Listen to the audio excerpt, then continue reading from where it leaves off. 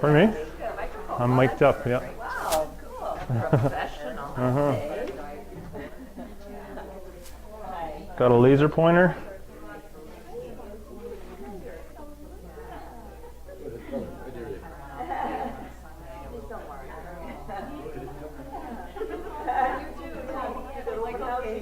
Are you watching or are you going to work out?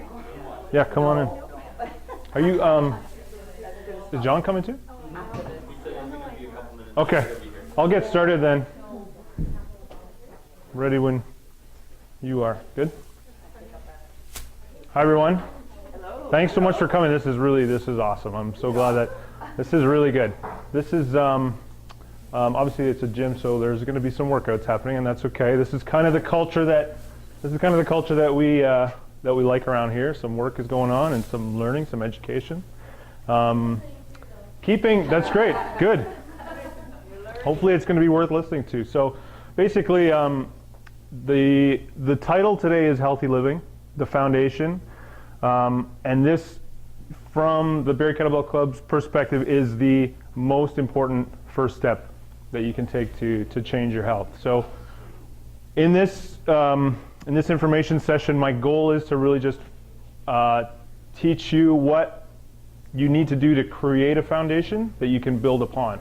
So scattered throughout tonight's presentation is going to be some fat loss tips, but that's not the main goal. The main goal of this information session is not to sell you on any fat loss products or to teach you one specific way. The goal is to educate you, and that's sort of what we're all about, is educating you on what real true fitness is and what real true health is, and nutrition as the foundation is a huge important part. So disclaimer, this is general advice. It's for informational purposes only. It's not intended to substitute the advice of your healthcare professional.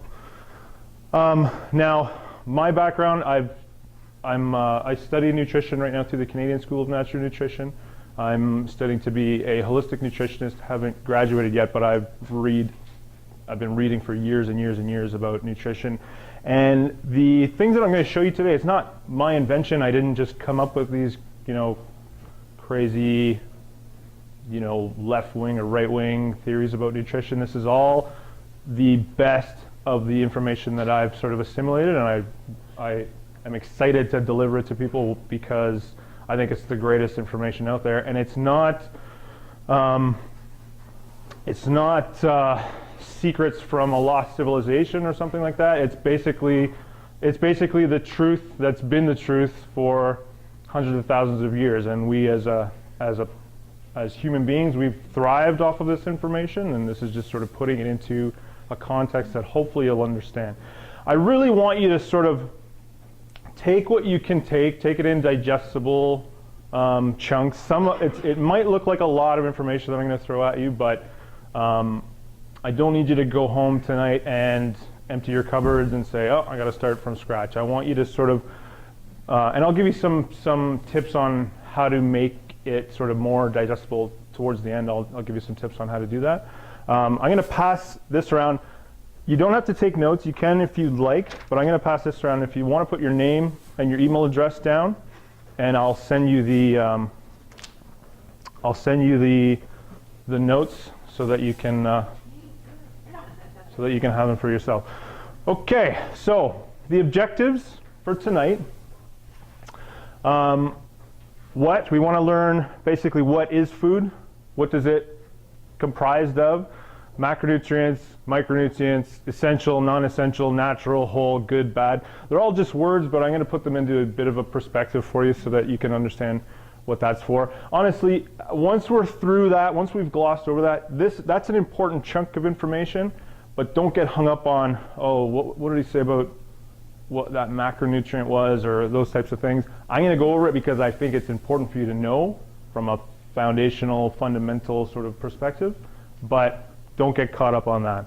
Then we're going to talk about why we make the dietary choices we make and why should we care about the choices that we make and why should we understand that.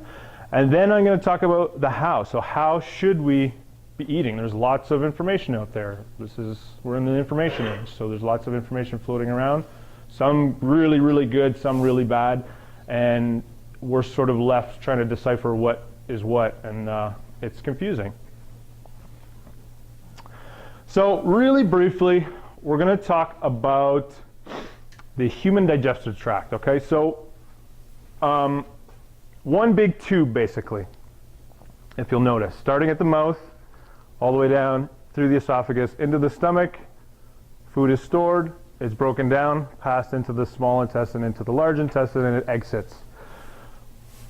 Food does not enter your body until it is broken down into the particles small enough to be absorbed into your intestine, which is really the whole purpose of having this up on display. The first part of digestion starts in the mouth. So chewing, obviously, you're going to chew your food up into smaller pieces. Saliva mixes with that food, starts to break it down. It goes into your stomach where a breakdown continues, and the process is furthered into your stomach. And then the contents of your stomach hopefully are broken down enough so that in your small intestine, this here, those nutrients, the nutrients that have been that are in the food, can be basically absorbed through the intestinal lining and assimilated. Your body uses those nutrients to rebuild, and we're going to go over what those nutrients are. The reason I'm showing you this diagram is because if your digestion is not functioning properly, you're not absorbing the nutrients from the food that you're eating. So your diet can be super clean, but if digestion is failing you, then those nutrients aren't being broken down properly, and you're not having the advantage of absorbing those nutrients properly in your digestive tract. So that's an important part of the equation. Now, when we talk about absorption and assimilation, basically in your body there are trillions of cells, and they're formed from those basic elements that are obtained from your diet.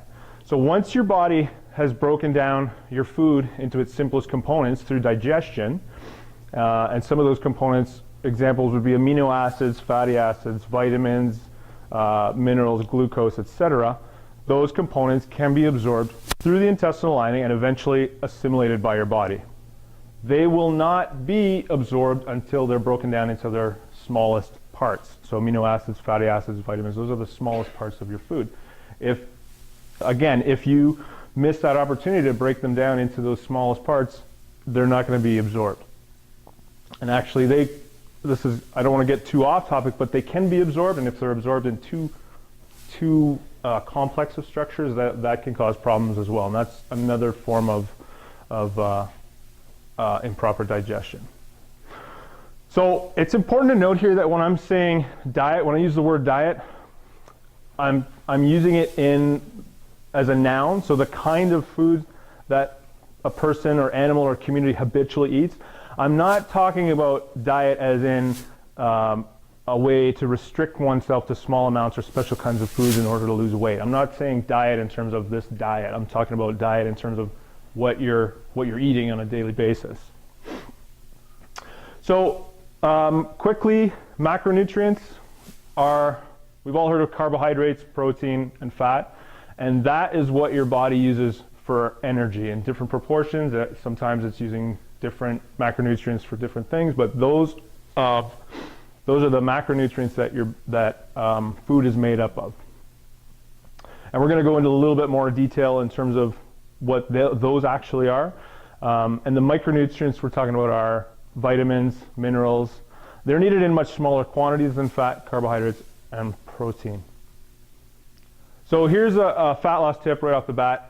When you are looking to change your body composition in terms of fat loss, you want to think long-term lifestyle change. This is very contrary to what popular media is telling you with the, quick fat loss plans and the, abs in 6 minutes a day and whatnot. Not that those diets can't be effective, but like I said, the purpose of today's discussion is to show you how to build a foundation first, And then once that's established, then it's time to start looking at ways of maybe other strategies to get your goals if your goals are weight loss or fat loss. So the way to think long term in terms of lifestyle change, you're going to want to try to organize your goals over a long timeline, depending on your goals. Everybody's different. And then you're going to divide them into smaller segments of months, weeks, and sometimes even days, you know what I mean? So just set really sort of reasonable goals, but make sure that those goals sort of add up to your long-term goal. So this format would, for example, help you take a 50-pound fat loss goal and divide it into smaller fat loss goals, come up with a plan of action to make real progress. So it's just a way of just setting real timeable goals that you can incrementally just meet. And then before you know it, you've accomplished your main goal. So getting into a little bit more detail, remember I said these parts, this is going to be lots of information. I'm going to give this to you through email. So don't get too hung up on this, but like I said, we're going to just go over it so that you understand what you're putting into your body.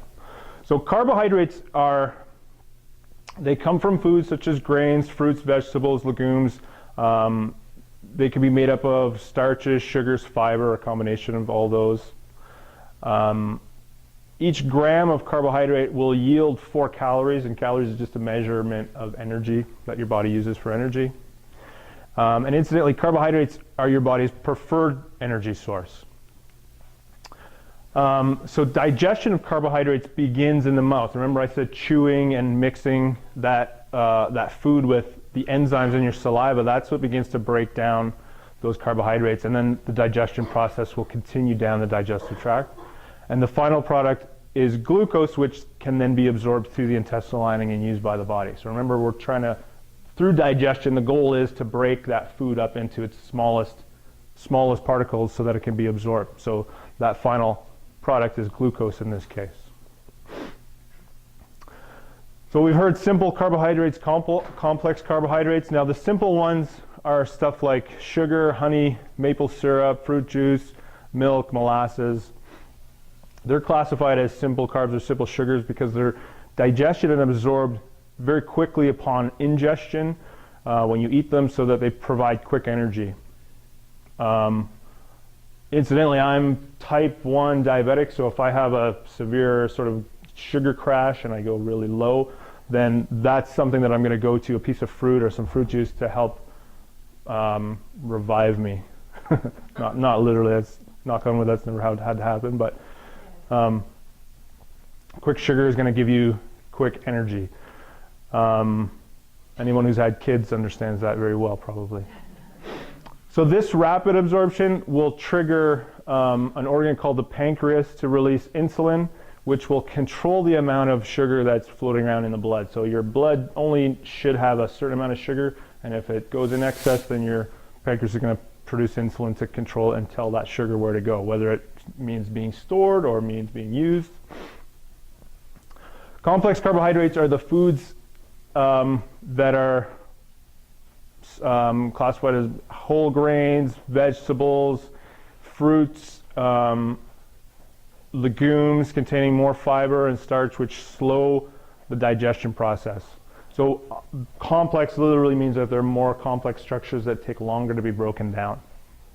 So this slower digestion will mediate a much more sustained insulin release. So anybody who's had experience with diabetes like myself, either type 1, type 2, and has seen a dietitian or has been given a nutritional protocol to manage their blood sugar, they're going to be told basically that these are the type of carbohydrates that you're going to want to eat, because that digestion is slower and more sustained, so the insulin doesn't spike. And this is an important note as well for fat loss that we can touch on just briefly, is that insulin release is not something you want to happen when you're trying to manage your weight and lose fat. That insulin release should be nice and sustained, because insulin is a storage hormone. So it's not only telling carbohydrates and sugar where to go, it's telling fat where to go as well. And the more insulin that your body is producing, the chances of storing fat is greater. So fat loss tip is to reduce your surplus carbohydrates. So although carbohydrates are not essential for survival, believe it or not, they are our body's preferred energy source. So carbs eaten in excess of your body's energy needs may be stored as fat.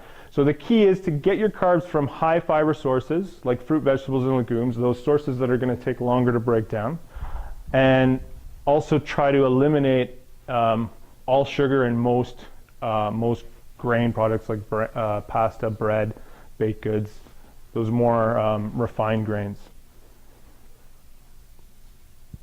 On to protein. Any questions about carbohydrates? I'm going to do a bit of a, at the end, if you guys want to ask questions, I'll do a bit of a Q&A if you want to. So if you think of something along the way, try to remember it. So protein can be either from animals or plants. Often we think protein is, we think of beef, eggs, chicken, but you do get protein from plants, such as legumes, nuts, and seeds.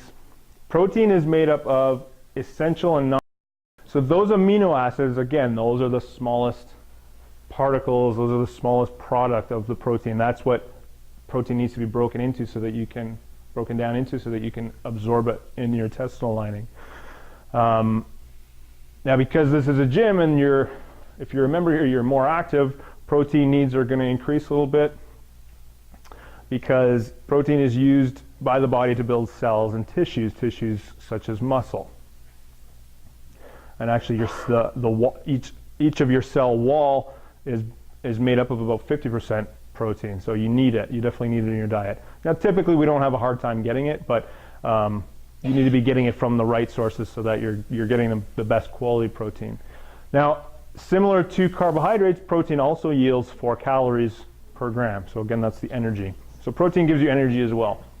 So these amino acids, these are the building blocks of protein. Each protein is made up of 22 amino acids in a unique combination. And amino acids can be subclassified into essential, meaning they must be obtained from food, and non-essential, meaning they can potentially be produced in the body.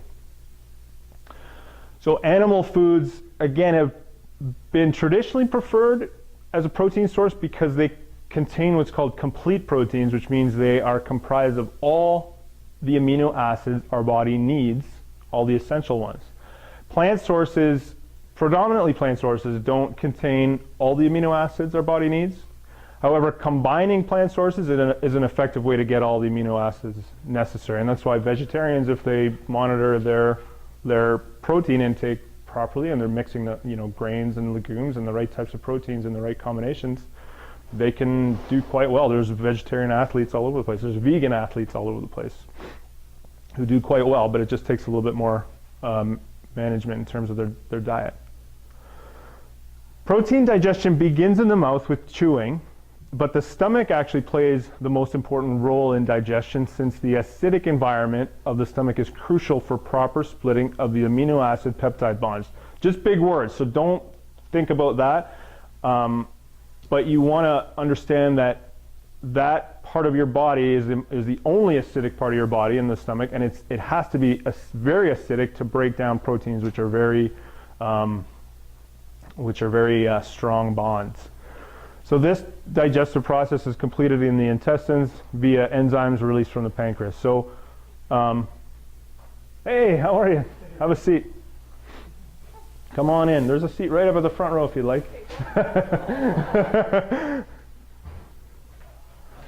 So another fat loss tip in relation to protein is aim for a serving of protein with each meal, including snacks. So basically every time you put food in your mouth, try to make sure that there's protein included in that meal because increasing protein is going to, because like I said, you need it when you're more active, definitely. Protein keeps you satiated, which just means it's going to stave off some of those hunger sensations, especially if you're eating them between meals. So you're not going to be as hungry for dinner and just try to go nuts on a big bowl of pasta or something like that. And actually, the actual digestion of protein, because it's such a process, takes up energy. So there's actually something called the thermogenic effect of food, which means that breaking down food takes energy, and protein is actually the digestion process that takes up the most energy. Now the next on the macronutrient list is fat. So fat is one of those bad F words, like the F bomb, but it's really necessary. It's absolutely crucial, and it's just one of those food substances that just has had a bad rap, especially through 60s, 70s, and 80s with the low-fat craze, and that's left a lot of people very, very sick. So low fat and no fat is not a good way to go. You need fat. Fat comes in three basic forms, either saturated, unsaturated, or polyunsaturated. We don't need to go into what exactly that means, but fat is made up of chains of fatty acids, and those are those simple particles that need to be, your digestive process needs to break them down into so that they can be absorbed. So sources can be, well, there's numerous sources of dietary fat, but dairy, meat, butter, nuts, seeds, olives, avocado. I'm going to give you a list of, with your notes as well, there's a list of fats from every subcategory. Now, incidentally, fat actually yields 9 grams or 9 calories per gram, which is more than twice that of protein or carbohydrates. So it yields a lot of energy, which means that typically in your diet you don't need as much fat as those other things, but you still need it. So good fat versus bad fat, we've all heard those comparisons, but basically what that means is the good fats come from the natural sources, both plant and animal, and bad fats are the ones that have been tampered with by man, such as hydrogenated or otherwise known as trans fats. So if you're reading food labels and you see trans fats, you definitely want to stay away from that because that's causing lots of havoc in your body. Saturated fat, incidentally, although it's sort of been given a bad rap as well, is perfectly healthy, although you have to consume it in moderation. Saturated fat is going to come typically from animal sources. Also coconut oil is high in saturated fat. But I'm going to try to hopefully illustrate how saturated fat's an extremely important fat that you need. And actually your cell walls are made up of saturated fat. So it's very necessary to get from your diet. We need to get between 20% and 35% of our daily calories from a mixture of roughly 1/3 saturated, 1/3 monounsaturated, and 1/3 polyunsaturated fats. Those are not hard, fast numbers. If you and you don't need to understand the number specifically. It's just sort of a rough estimate. The main thing is that I'm trying to illustrate you need fats from all three of those sources, a good combination of those three. So examples of saturated fats are going to be, again, animal sources: beef, pork, lamb, coconut oil, butter, cheese. Monounsaturated: olive oil, canola oil, avocado, cashews. Polyunsaturated: soybean oil, sunflower oil, flaxseed, walnuts, pumpkin seeds, chia seeds. And the hydrogenated fats, those are the bad ones. Remember, those come from margarine, a highly touted health food, which is not a health food at all. It's very dangerous. Chips, manufactured cookies, cakes, crackers, other pastries like that. So, like I said, we need to be getting fat from each of these sources. We typically don't have a problem in the Western world getting fat that is saturated because we eat a lot of animal products. But when you start looking at your own diet, when you go home and start doing some homework and trying to figure out how to make your own diet more healthy, you want to look to these other two categories and make sure that you're getting samples from each so that you can have a complete spectrum of these fats and all of them are needed for unique things in your body. So depriving your body of things that are going to provide you with good polyunsaturated fats is going to be detrimental to your health. So this is a big part of just building that foundation. So essential fatty acids, we may have heard that term before. These are the fats that your body cannot synthesize. and they therefore must be obtained from food or supplements. And these are basically omega-3s and omega-6s. Your dietary sources that contain the best quantities of essential fatty acids are flaxseed oil, evening primrose oil, cold water fish or fish oil, avocado oil, macadamia nut oil, walnuts, sunflower seeds, pecans. So you see how nuts and seeds are a great source of nutrition. So here's another fat loss tip. Take fish oil. I'm not going to go too big into talking about supplements, but here's a supplement that most everybody can benefit from. Actually, I would venture to say everybody could benefit from fish oil.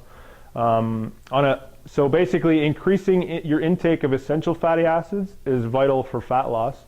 Fish oil improves insulin sensitivity, making it easier for your body to burn glucose for energy.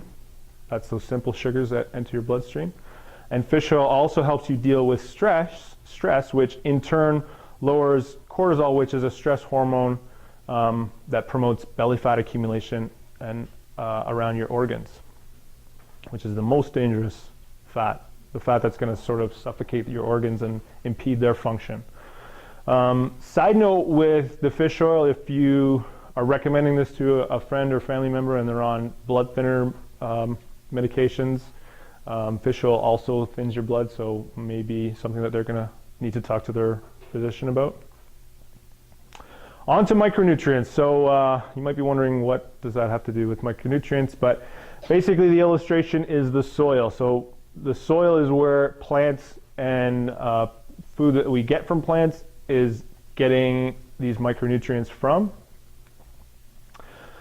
These micronutrients are classified into vitamins and minerals, and they're essential in human nutrition. We need them. We need to obtain them from our diet. Vitamins are not used for energy, but they're very necessary for metabolic reactions, all metabolic reactions, and essential for growth and vitality and health. They're helpful in digestion, elimination, resistance to disease. They can be also subclassified as either water soluble, which are not stored typically in the body and therefore required on a regular basis, or fat soluble, stored in body tissues. So an example of, I think I've got examples later on in a slide further down the road, but basically the water soluble, an example would be vitamin C. So this time of year, a lot of people are taking more vitamin C because it's going to help with immune function. But basically your body's going to use what it needs and excrete the rest. So you want to be taking it in incremental times during the day. An example of fat soluble is vitamin D, but again, I think I give some examples later on. Minerals are basically what remains as ash when plant or animal tissues are burned or decomposed. So these are the basic building blocks of matter. They come from the earth and eventually return to the earth. And actually 4 to 5% of the body's weight, mostly in the skeleton. So literally if I dropped dead here and nobody touched me for a few months, that's what would end up happening, is I would just turn into minerals. So here's the examples. Water-soluble vitamins, the Bs, all the B vitamins, vitamin C, folic acid, biotin, those types of things. Fat-soluble, basically A, D, E, and K. Minerals, you've heard all these words probably. If you look on the back of your multivitamin label, you're going to see these minerals in different quantities.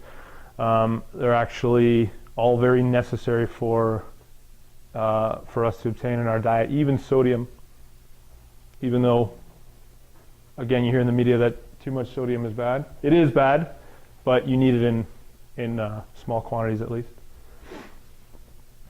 So how do you get macronutrients? Basically this way. You try to choose foods from every color in the rainbow. The more color, the more nutrients. Every color has different nutrient proportions, so you want to be eating tons of different colors of food. You can't read any of this and you don't need to, but this also goes into more of the phytonutrients, which we're not going to get into today, but these are other things that are found in fruits and vegetables, and every color sort of offers different things. So you've got blues and purples, like blueberries, eggplant, that type of thing, red cabbage, purple cabbage, and red, orange. Now, it's difficult this time of year, but you have to try to do your best in this climate. So the main takeaways from what we just talked about is you want natural, alive, and quality. Those are really, I mean, honestly, if you left here and didn't remember one thing except for this, that would be fine with me, because that's what you need to remember. Those are really the three key points. You want food that's natural, comes from natural sources, not man-made. Alive is best. Certain vegetables actually provide a little bit different nutritional profile when cooked a little bit, but you don't want to overcook them. You want to make sure you steam them or lightly cook them. But like vegetables that are raw provide a lot of nutrition that cooked vegetables just can't provide you. So what is natural? Natural versus unnatural. So natural is literally, this is from the Oxford Dictionary. Existing in or derived from nature, not made or caused by humankind. Unnatural, contrary to the ordinary course of nature, abnormal, not existing in nature or artificial. Such as, unfortunately, cheese from a can is not natural. Hopefully that's not a shock to anybody though. And the Twinkies, I just read about a Twinkie that's been around since 1976 actually, and looks exactly the same. Very hard and obviously unedible, but I don't know. To me that's, I hope so.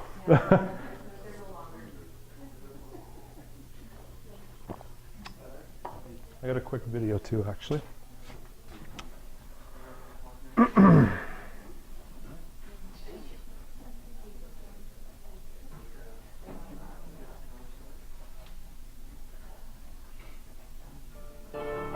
Aspartame is a common artificial sweetener found in over 6,000 products worldwide, especially in diet soda products. It is the most consumed artificial sweetener in the United States. With the power of slick marketing, the public has been led to believe that aspartame is safer and healthier than regular sugar. But nothing could be further from the truth. Aspartame accounts for 75% of adverse reactions to food additives reported to the FDA.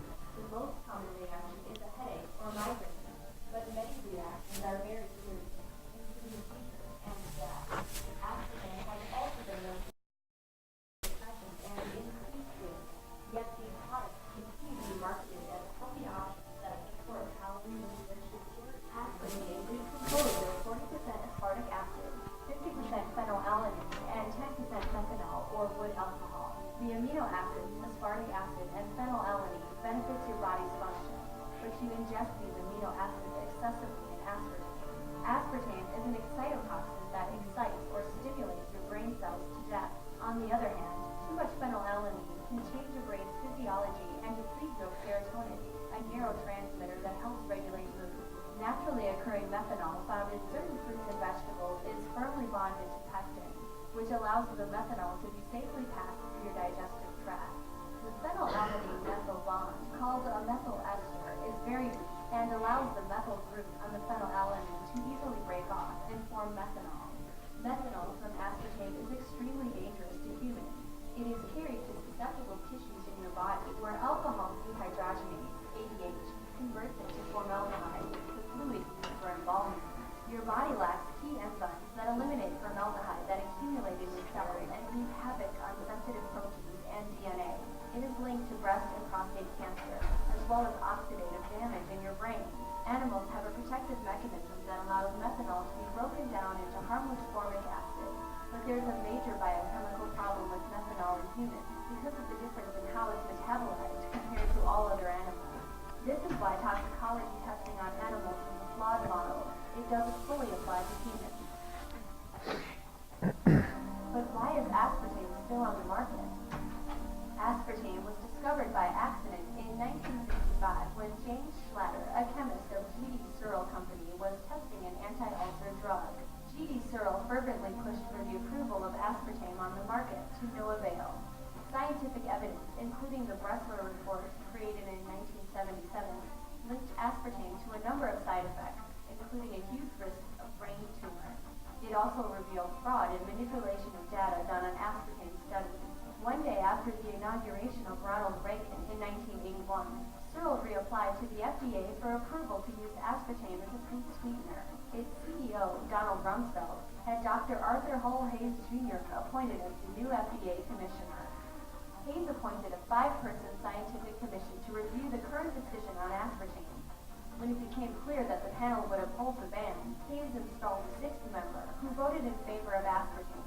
He broke the tie in aspartame's favor, which led to the inevitable approval of the sweetener in 1983. In 1985, Monsanto purchased G.D. Searle and made Searle Pharmaceuticals and the NutraSweet company separate subsidiaries. Today, there are over 900 published studies revealing the detrimental effects of aspartame. Migraines are the most reported aspartame reaction.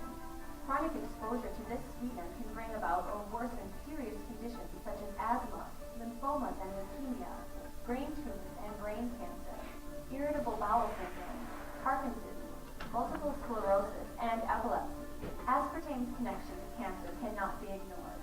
Excitotoxins like aspartame have been found to dramatically promote cancer growth.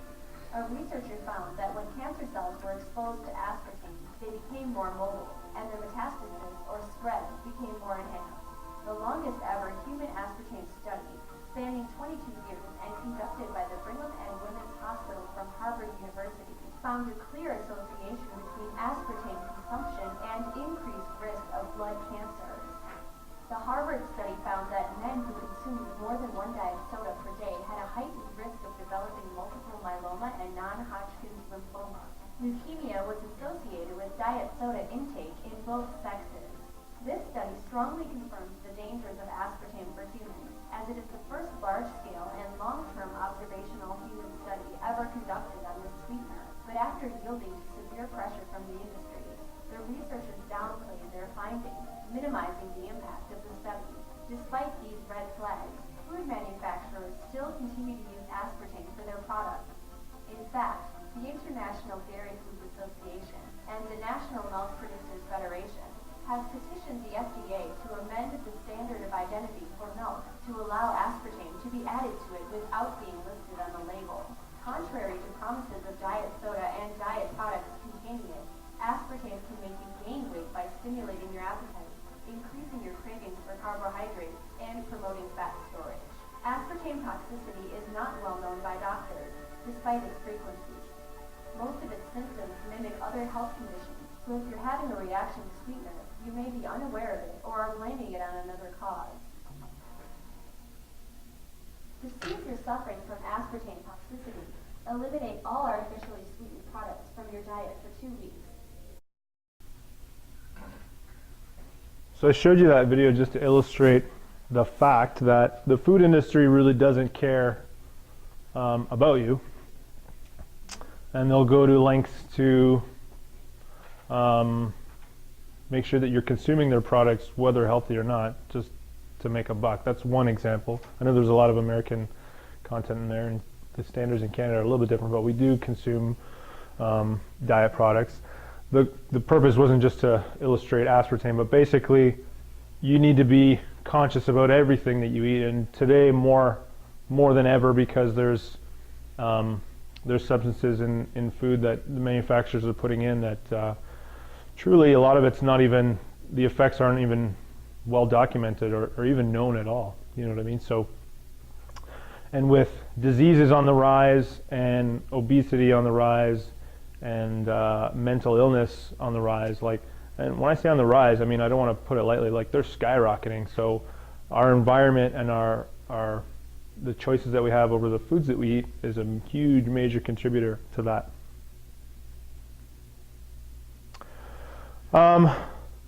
So why do we eat what we do, and how do we make the decisions about what to eat? Basically, it comes down to 4 key things. So taste, easy, affordable, convenient in terms of time. I know convenient is a synonym for easy, but convenient in terms of how long it's going to take us to get that food. So does it taste good? Is it easy to get or prepare? Is it affordable? It's not going to hurt my wallet too much. And is it convenient in terms of the time it takes to go out and get it and this and that. So a great example, the best example, is this. So this is 100% marketing genius, and whoever came up with this is a very rich person, because this fits every one of those categories, right? When we go back to this list, taste, everybody likes pizza, and the fantastic thing about pizza is that if you don't like it one way, they make it another way. So easy, well, it's made for you, it's there and it's ready, right? Affordable, it's $5, and actually I chose this image because it actually says voted best value in America, so $5 to get a whole pizza, that's a pretty good value. Well, depending on your definition of the word value. And convenient, well, you're driving home, you're hungry, you see a Little Caesars, I mean, that doesn't get much more convenient than that. So that's really how the human brain makes decisions about what to eat, and we've been making decisions like that. That's sort of how our brain's programmed since the dawn of time, and today that means this. Not to let you off the hook for making these choices, but I just want you to understand sort of why you're making these choices. I love this slide, and this is actually I think this is something that's going to be talked about more and more, but you actually may be genetically predisposed to sin, especially in terms of gluttony and sloth. So, a bit of a long description about what I mean here, but we're evolving a lot quicker culturally than we are biologically. And since our genetic makeup is almost identical to our prehistoric ancestors, this means that our genes may still think it's 200,000, 50,000, 20,000 years ago, before BC. So those genes actually may be telling us to eat as many calories as possible when we have the chance, and don't move any more than absolutely necessary. Because back then, this meant that when we make a kill, or we find a good source of food, we'll eat the most calorically dense and nutritionally dense parts of those foods. So in terms of like an animal, a carcass is going to be the brains and other internal organs. And thank goodness we actually did that, because that's partly responsible for why we've evolved into such a dominant species today. But this also meant that if that kill required us to trek over 16 miles of mountainous terrain, then we should make camp so we don't waste any more energy than absolutely necessary. So what that equals is this.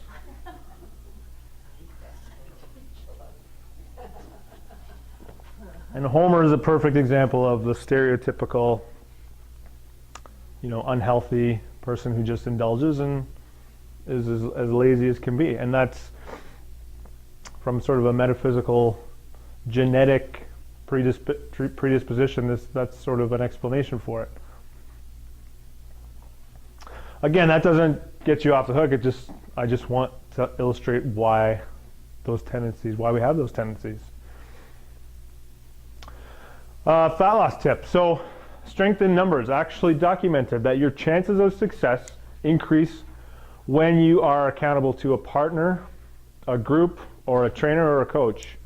According to a 1999 study, participants recruited with friends had greater weight losses at the end of a 4-month treatment and at a month 10 follow-up.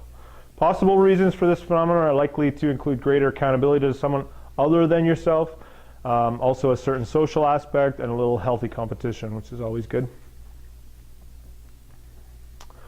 So with food, the main takeaway from this, and part of what the Barrie Kettlebell Club is all about, is, even with exercise, is that quality is far more important to think about than quantity. So we're not really numbers people, we're more talking about quality of the food that we eat. You are what you eat. Quite literally. We've heard this since childhood, but literally,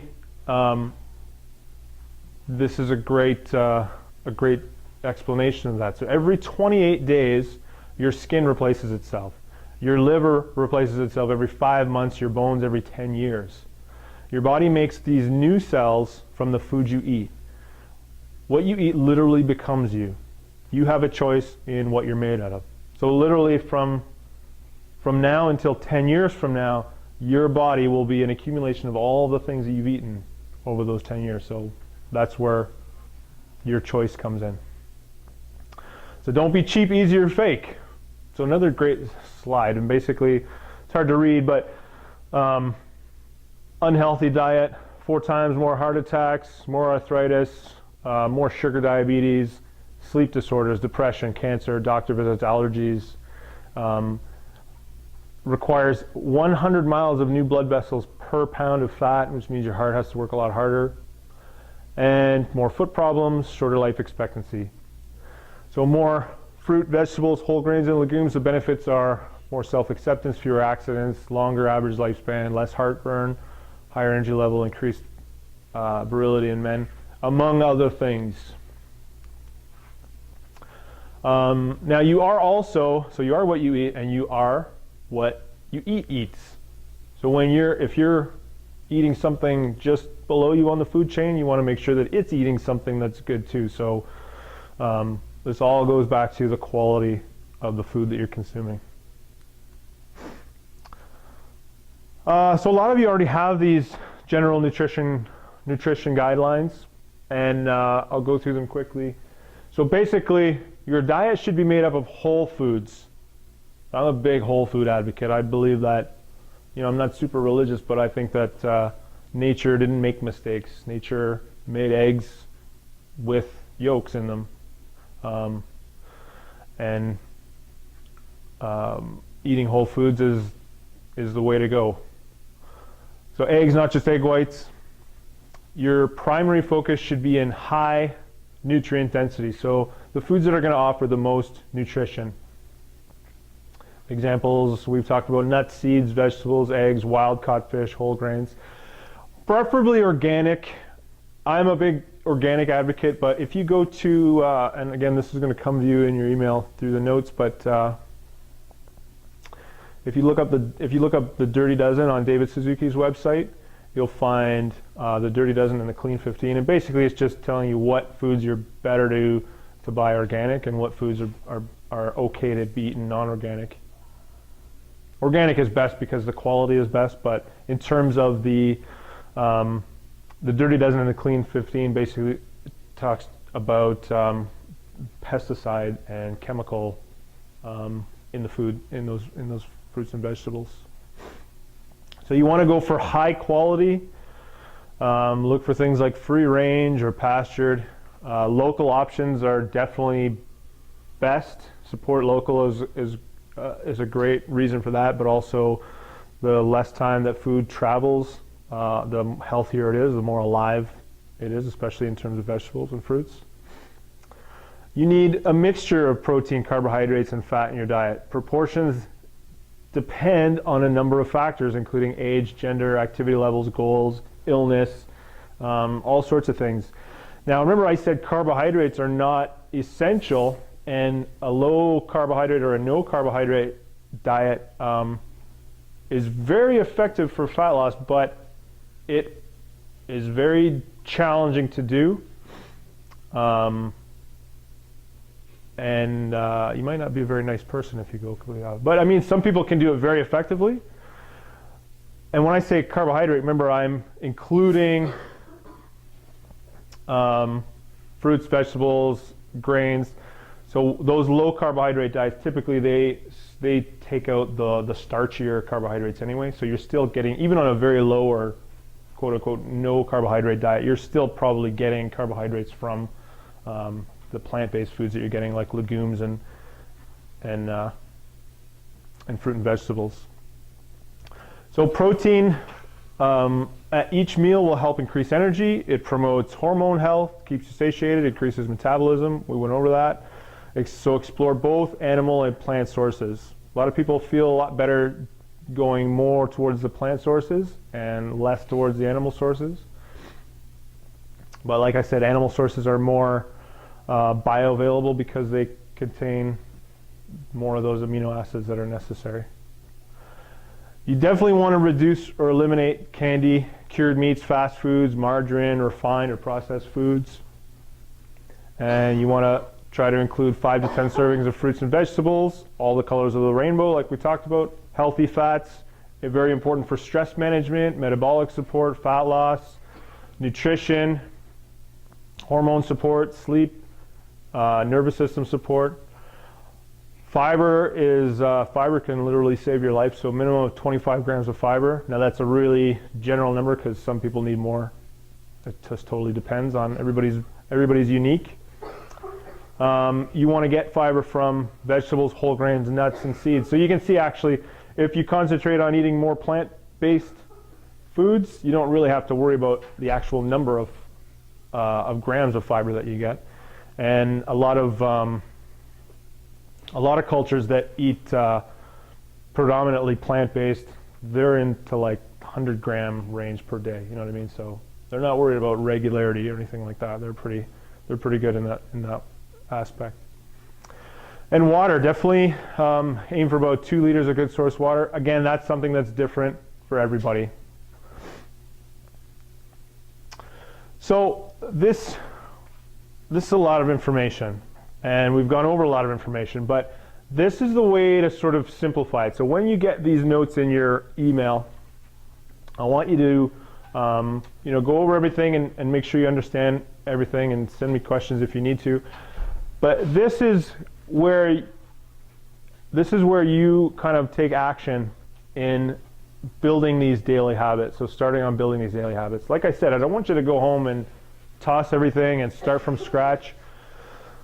This is a really effective tool to build healthy habits into your daily life. So there's a list of 10 things on here, and you basically want to choose 1 or 2 habits to work on for 2 weeks, and then once you've mastered those 1 or 2 habits, then you choose 1 or 2 more. Or if in those 2 weeks you haven't had the ability to master those habits that you chose, maybe you sort of have a moment of reflection and say, I shouldn't have chosen those ones because those weren't as easy as I thought they were going to be, and you pick 2 new ones that you think will be easier. Or you give yourself an extra 2 weeks, something along those lines. But the idea is you want to choose the habits that are like foolproof, that you can just really hammer. And this is going to do a couple things. Obviously, this is going to build good, healthy habits that are going to stay with you hopefully for a lifetime. But this is also going to be very motivational. So if for example, I choose to exercise for 30 minutes a day, and maybe my sleep habits aren't the greatest, so I decide I'm going to get to bed at a reasonable hour and try to sleep for 8 hours. And in 2 weeks, I've done that. I look back and I say, I've exercised for 30 minutes every day, and I've gotten 8 hours of sleep. That's a huge boost to my ego, and that's going to spur me on to tackle some of these new challenges. Whereas if you were going to try to take all 10 of these and work on them all, the tendency is, especially this time of year, New Year's resolutioners sort of go all in and they say, I'm going to do this, and this, and they aren't able to do all those things. Maybe they were successful with 1 or 2 of those things, but because they set their sights so high, if they stray from those goals at all, then they sort of lose focus and they think, forget it, and then they just fall off. So this is really a great tool. I actually use this for myself, even for things other that don't even have to do with nutrition, other aspects of life. But this is a great tool to sort of give yourself something to work on and give it laser focus for those 2 weeks, build it into a habit, and then just tackle it. And once you're done, you pick 2 new things, and before you know it, you're in good shape. I really recommend these 3 books, because these aren't talking about diets. It's not like when you turn 100, this is what you do. But it's basically talking about how there's many civilizations throughout the world that can reach the 100-year mark and be very healthy at that age. And it's comparing the diets of those people and how similar they are. And like I said, these aren't just crazy things that I came up with.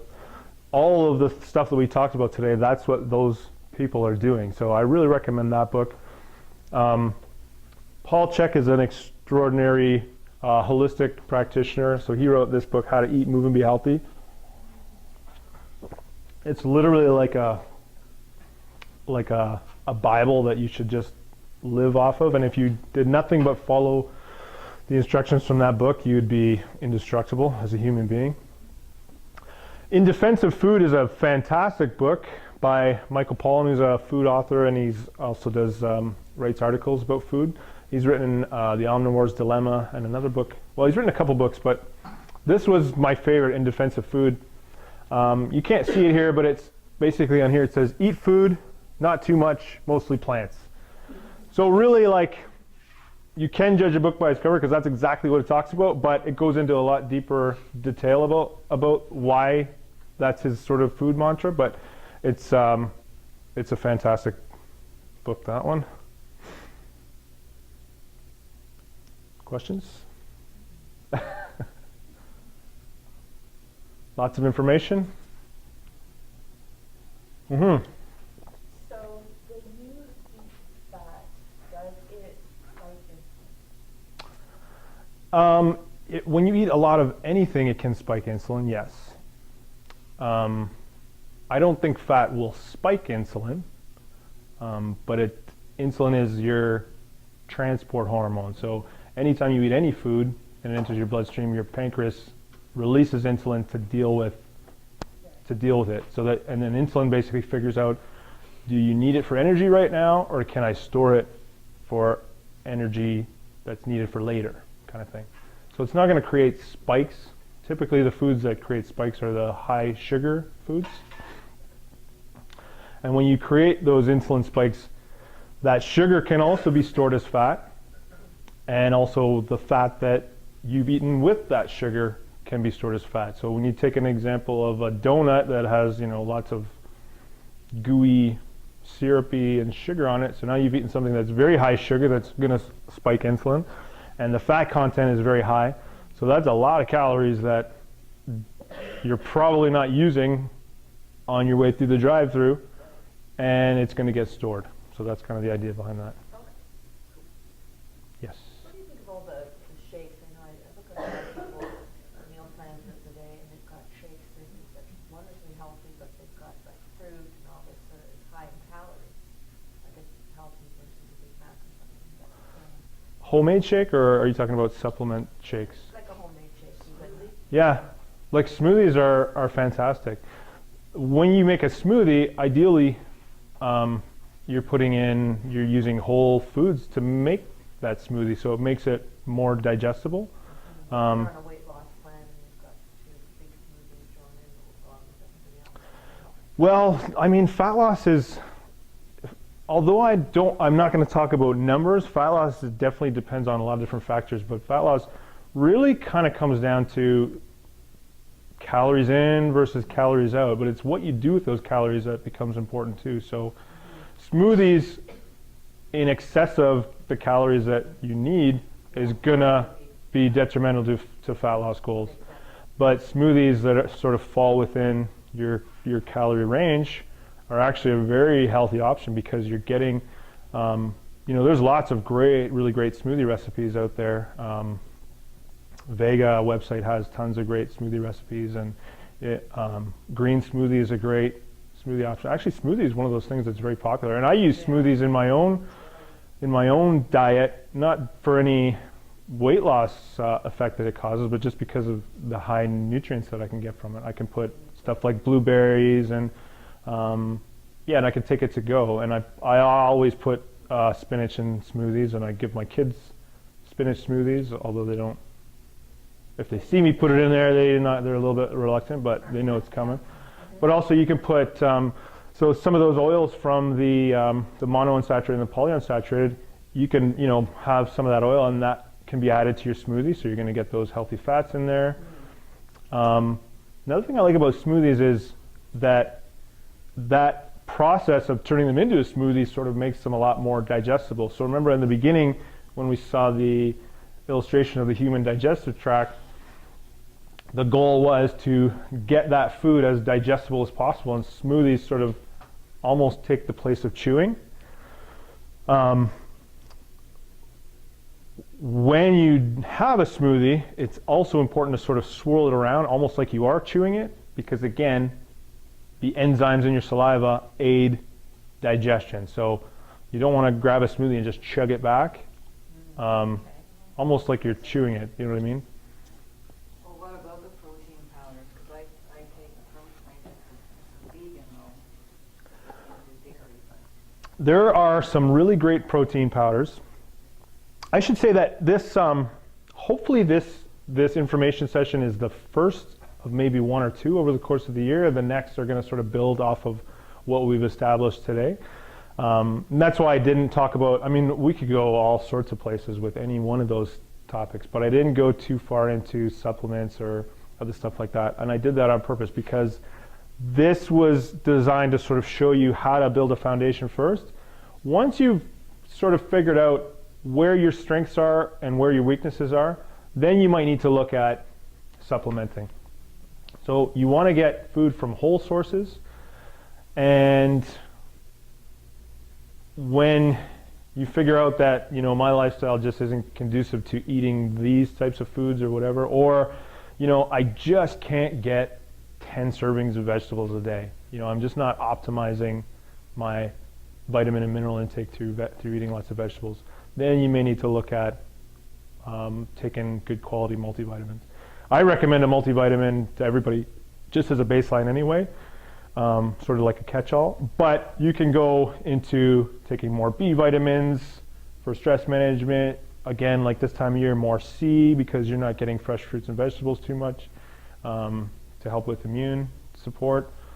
But like I said, start from the foundation first and then build on top of that. So supplements might just work perfectly fine with you, but it's got to be based on what your baseline is first. Develop a baseline and then go from there. Yeah. Fish oil. Mm-hmm. Is that should be taken as a supplement, or do you get it So naturally? ideally, eat lots of fish. You're not going to get the amount of essential fatty acids from just fish, so that's why I recommend taking fish oil. And fish oil is easy because you can take it in caplets. What's the best fish oil? Like, I've taken cod liver oil. Yeah, cod liver oil is excellent. Yeah. But there's so many out on the market, and which one? Yeah, I don't really have a particular brand that I would recommend, but a good naturopath would be able to steer you in the right direction in terms of quality. And then some people will find that certain fish oils, they taste afterward and others they don't, so that's going to depend on the two. But you want to get good quality. Yeah. Okay. You want to make sure it's good quality and it comes from cold water fish as well, like salmon and stuff. Yeah. Food like milk is processed, it's pasteurized, but is that still considered? Don't get me started on milk. Oh. That's a whole topic unto itself. Almond milk, it's all processed, isn't it? Yeah, almond milk is fairly processed, but not to the extent that basically any liquid that you buy has been pasteurized. It has to be pasteurized. So pasteurization Juice is. is all pasteurized. Yeah. Did you see that marketplace? Yeah. Marketplace. So everything that they sell that's in liquid form has to be pasteurized because it's got all the bacteria is killed. But during pasteurization, every live enzyme is killed. So milk, if you were to take milk straight from a cow, it is full of live enzymes. It's super, super nutritious for you and very healthy. But it's also illegal. And if you drink milk, you get it pasteurized. You usually get it homogenized too. So there's a lot of influence from man in dairy, and that's why I typically don't recommend dairy. And that partly explains why today we're very sensitive to dairy. So yeah, milk is not, I don't recommend milk personally, but I don't drink. if you don't drink milk, you got to realize that that's some protein that you might need to replace with something else. So Yogurt. yeah, in terms of dairy, if you're getting organic yogurt, actually organic yogurt is really good. If it's organic, you know that there's no, by law, there's no hormones or antibiotics involved in it, and it has sort of enzymes that are alive in it again in those bacterial cultures. So organic yogurt is a great dairy source if dairy is okay for your digestive system. So, and a lot of people don't tolerate it very well. Any other questions? Yeah. In the fat section, I forget which one we had a lot of oils Yeah. listed. Are the actual seeds as effective as that? Yeah. Absolutely. Yeah. So Nuts and walnuts seeds. themselves and sunflowers are okay as the oil. Yeah. And nuts and seeds also provide tons of vitamins and minerals, because remember those nuts and seeds, their original purpose is to grow a plant that's eventually going to yield, tons of good stuff. So nuts and seeds are just nutrient bombs. They're so packed full of nutrition. They're also very calorically dense, however, so you don't want to go too crazy on nuts, but you definitely want them in moderation in your diet for sure. So when you work out, should you increase your carbs before you work out or after? So that's going to depend on goals. So the nutrition, in terms of nutrition pre, post workout, or it totally depends on goals.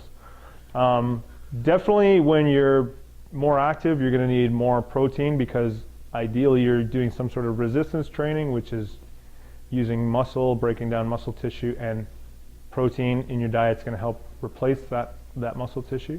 Carbohydrates you're going to need for energy through the workout. But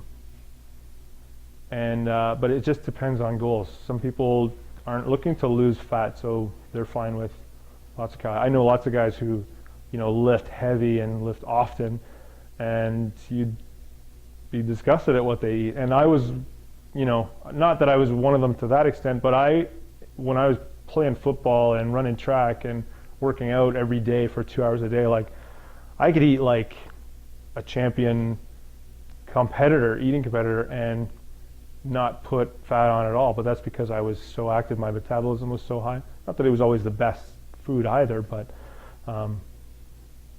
yeah, everybody's different. That's kind of where your own experimentation needs to happen.